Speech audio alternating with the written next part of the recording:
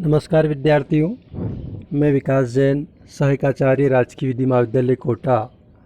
आप सभी का पुनः एक बार फिर राजकीय विधि महाविद्यालय कोटा के यूट्यूब चैनल पे हार्दिक अभिनंदन स्वागत करता हूं। जैसा कि पूरे देश में कोरोना की दूसरी लहर चल रही है, आप सभी घर पे सुरक्षित होंगे, इसी आशा और उम्मीद के साथ आज हम बात करेंगे फर्म का विघटन एवं उसके परिणाम।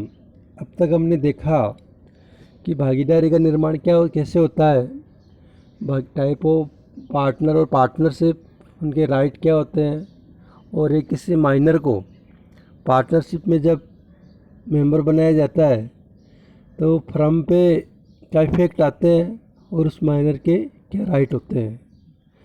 इस सब के बाद फर्म ठीक चल रही है, अपना काम कर रही है, लाभ कमा रही है, तब तक तो सब ठीक है। लेकिन एक स्थिति ऐसी भी आती है, कुछ कंडीशन ऐसी भी होती है कि उस समय फर्म का विघटन करना अनिवार्य हो जाता है।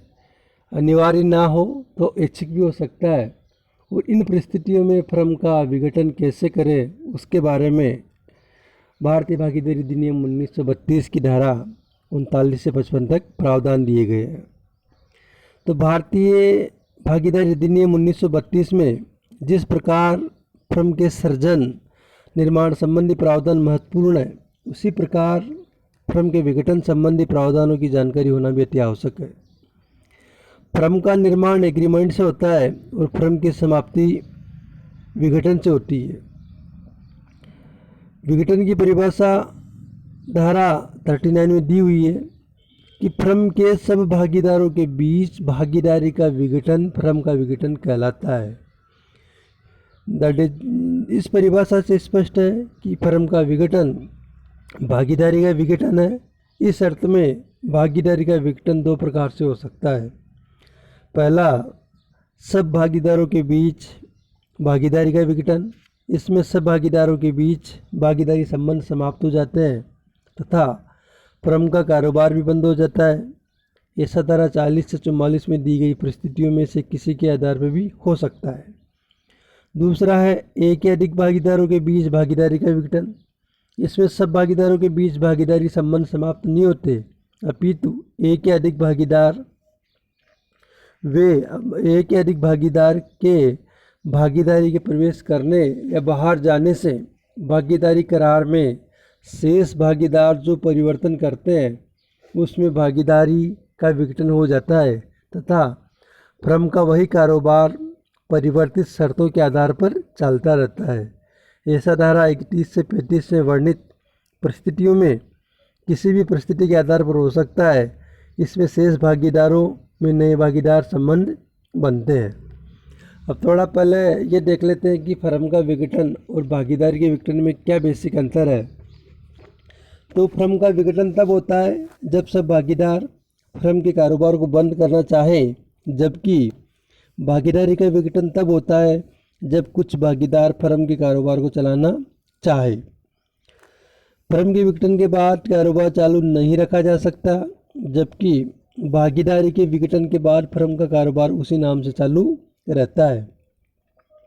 फर्म के विघटन में सभी भागीदारों में विधिक संबंध समाप्त हो जाते हैं, जबकि भागीदारी के विघटन में जो भी भागीदारी फर्म को चालू रखते हैं उनके मध्य विधिक संबंध बने रहेंगे। फर्म का विघटन धारा 40 से 44 में वर्णित परिस्थितियों के आधार पर हो सकता है, जबकि भागीदारी का विघटन धारा 31 से 35 में वर्णित परिस्थितियों में हो सकता है। फर्म के विघटन पर प्रत्येक भागीदार को उनके फर्म के सम्मिलित लाभों में हिस्सा अंतिम रूप से दिया जाता है, जबकि भागीदारी के विघटन में जो भागीदार बाहर जा रहा है केवल उसी का हिस्सा अंतिम हिसाब कर दे दिया जाता है। शेष भागीदारों का हिस्सा यथावत बना रहता है। फर्म के विघटन के बाद पर व्यक्तियों के फर्म का संबंध भी समाप्त हो जाता है, जबकि भागीदारी के विघटन में पर व्यक्तियों के संबंध यथावत बने रहते हैं। फर्म के विघटन के पश्चात भागीदारी के सदस्य नई फर्म बना सकते हैं या नया या वैसा ही कारोबार कर सकते हैं, जबकि भागीदारी के विघटन के बाद बाहर जाने वाला भागीदार भी और शेष रहे भागीदार भी तब तक नई भागीदारी फर्म से प्रतियोगी व्यापार नहीं कर सकते जब तक उनके मध्य इसे रोकने का करार यथावत बना रहता है। इसके बाद है कि भागीदारी के विघटन के बाद फर्म का कारोबार चालू रहता है तो फर्म के पुनः पंजीकरण की आवश्यकता नहीं है, जबकि भागीदारी के विघटन के बाद फर्म का पंजीकरण लोक सूचना के बाद समाप्त हो जाता है। अतः पुनः कारोबार चालू करने के लिए नए पंजीकरण की आवश्यकता है। पुनः कारोबार चालू करने के लिए नए पंजीकरण की आवश्यकता नहीं है। इस तरह हमने देखा कि फर्म और भागीदारी के विघटन में बेसिक अंतर है। इसके बाद कुछ ढंग है, कुछ तरीके हैं जिसमें फर्म के विघटन के बारे में दिया गया है, जिसका प्रावधान धारा 40, 41, 42, 43 और 44 में दिया गया है, जिसमें आज हम बात करेंगे धारा 40 और 41 की। इसमें दो हैं, पहला है एग्रीमेंट के द्वारा, दूसरा है कंपलसरी विघटन। एग्रीमेंट को अध्ययन की सुविधा से दो भागों में बांटते हैं, सब भागीदारों की सहमति से और भागीदारों के बीच संविदा के अनुसार। तो पहला है भागीदारी अधिनियम के अंतर्गत भागीदारी का निर्माण व समाप्ति दोनों आसानी से बिना किसी लंबी विधिक प्रक्रिया के पूरी किया जा सकता है।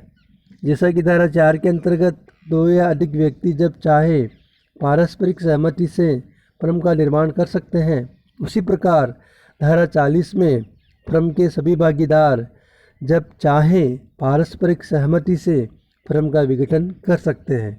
इसके लिए किसी कारण का होना या बताया जाना आवश्यक नहीं है। ऐसा विघटन उस समय भी किया जा सकता है जब भागीदारी निश्चित अवधि के लिए हो और अवधि पूरी नहीं हुई हो या कोई उद्देश्य निर्धारित हो और उद्देश्य पूरा न हुआ हो। अर्थात सब भागीदारी मिलकर जब उनकी इच्छा हो वो पारस्परिक सहमति से भागीदारी फर्म का विघटन कर सकते हैं। दूसरा है भागीदारों के बीच संविदा के अनुसार, in accordance with a contract between partners. यदि समस्त भागीदारों ने पारस्परिक करार द्वारा फर्म के विघटन का कोई तरीका या कारण निश्चित किया है तो उसके अनुसार फर्म का विघटन हो जाएगा। ऐसा कारण सभी भागीदार फर्म के निर्माण के समय किए गए करार में लिख सकते हैं। पश्चातवर्ती किसी भी करार द्वारा ऐसा कारण निर्धारित किया जा सकता है। यदि फर्म का विघटन संविदा के अनुसार होता है तो यह आवश्यक नहीं है कि सभी भागीदार या बहुसंख्यक भागीदार सहमत हो और न ही फर्म के विघटन के लिए न्यायालय के अनुमोदन की आवश्यकता होती है। मतलब अगर जिस समय भागीदारी फर्म का निर्माण हो रहा है उस समय सब भागीदार अगर उसमें ऐसी कंडीशन लिख देते हैं कि इस अवधि या उद्देश्य से या कोई ऐसी परिस्थितियाँ कि उस समय फर्म का विघटन हो जाएगा, तो इस तरीके से भी फर्म का विघटन हो जाएगा। इस प्रकार करार द्वारा भागीदारी के विघटन में दो उप टॉपिक है, दो उपबंध है। पहला भागीदारों की सहमति से, दूसरा भागीदारों के बीच संविदा के अनुसार। दूसरा है कंपलसरी। कंपलसरी ऐसी परिस्थितियाँ पैदा हो जाती है कि भागीदारी फर्म को चलाना असंभव हो जाता है, तो उन परिस्थितियों में भी फर्म का विघटन किया जा सकता है। वो परिस्थितियाँ कौन कौन सी है? तो पहली परिस्थिति है कि सब भागीदारों के या एक के सिवाय अन्य सब भागीदारों के दिवालिया न्याय निर्णीत होने पर किसी फर्म के अस्तित्व के लिए कम से कम दो भागीदारों का होना अनिवार्य है। यदि फर्म का कोई भागीदार न्यायालय द्वारा दिवालिया घोषित कर दिया जाता है तो दिवालिया घोषित होने की दशा आदेश की तिथि से वो फर्म का भागीदार नहीं रहता। ऐसी स्थिति में यदि सभी भागीदार दिवालिया घोषित हो गए हैं तो सभी उस फर्म के धारा 34 के अनुसार भागीदार नहीं रहेंगे। परिणाम स्वरूप बिना भागीदार के फर्म का अस्तित्व बना ही नहीं रह सकता। यही स्थिति तब पैदा होती है जब एक को छोड़कर सब भागीदार न्यायालय द्वारा दिवालिया घोषित कर दिए जाते हैं। तो धारा 34 में दिवालिया घोषित भागीदार स्वतः फर्म के भागीदार नहीं रहते। ऐसी अवस्था में अकेला व्यक्ति भी फर्म की स्थिति को बनाए नहीं रख सकता, क्योंकि कम से कम 2 भागीदार आवश्यक है फर्म की स्थिति के लिए। अतः इन दोनों स्थितियों में फर्म का विघटन अवश्य भावी है। दूसरा है फर्म का करार विधि विरुद्ध हो जाए। फर्म का जो कारोबार है वो विधि विरुद्ध हो जाए। When business of the firm become unlawful. जब भागीदारी फर्म का निर्माण करते समय फर्म का कारोबार लॉफुल हो, लेकिन बाद में घटित किसी घटना के कारण फर्म का कारोबार चलाना अनलॉफुल हो जाए तो धारा 41 के अनुसार फर्म का विघटन अनिवार्य रूप में हो जाता है। परंतु यदि उस फर्म के एक से अधिक पृथक उपक्रम चल रहे हैं, वहाँ किसी एक या अधिक की अवैधता मात्र से फर्म के अन्य विधिपूर्ण उपक्रमों में संबंधित फर्म का विघटन नहीं हो जाता। जैसा कि भारतीय संविधान अधिनियम 1872 की धारा 23 में विधि विरुद्ध उद्देश्य की सूची दी गई है। इस सूची के अनुसार यदि फर्म का कारोबार किसी विधि में परिवर्तन के कारण विधि विरुद्ध हो जाए या किसी विधि के प्रावधानों को विफल करने लगे तो यह माना जाएगा कि उस फर्म का कारोबार विधि विरुद्ध हो गया है। ऐसी स्थिति में फर्म अनिवार्य रूप से विघटित मानी जाएगी। अवैध कार्य को सभी भागीदारों की सहमति से वैध नहीं बनाया जा सकता। जैसा एक एग्जाम्पल है कि ए, बी और सी 3 व्यक्ति मिलकर राजस्थान के जयपुर शहर में शराब के निर्माण और विक्रय का कारोबार में पिंक सिटी एंटरप्राइजेस के नाम से कर रहे थे। बाद में राजस्थान सरकार ने कानून बनाकर राज्य में शराब के निर्माण और विक्रय को पूर्ण प्रतिबंध लगा दिया। तो ऐसी स्थिति में ABC का फर्म का विघटन मैंडेटरी है, कंपलसरी है।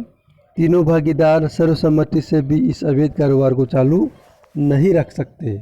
इसके बाद हम 3 टॉपिक और इसमें आकस्मिक घटनाओं के घटित होने पर विघटन, सूचना द्वारा विघटन और न्यायालय द्वारा विघटन, इन तीनों टॉपिक का वर्णन हम आगे वाले टॉपिक में डिस्कस करेंगे। धन्यवाद।